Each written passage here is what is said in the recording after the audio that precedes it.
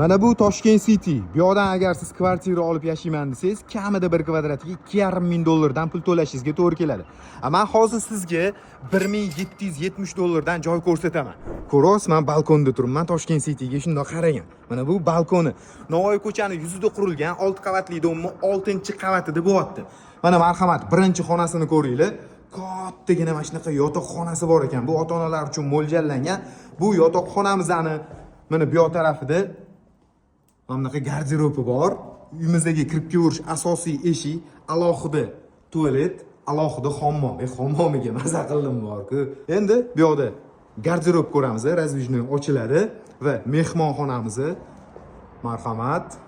Buni yonginasida oshxonamiz, mebellar bilan imam bitta razvijnoy bor ekan-da. Mehmonlar kelganda mana shu yerda ochib yopib, ovqat suzurlar.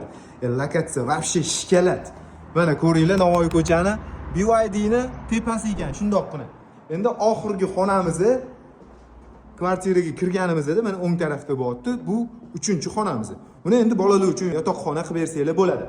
1770 dollardan вообще zo'r narx. Tepasida kelib agar savdolashadigan bo'lsanglar, yana kelishadigan joylar bor.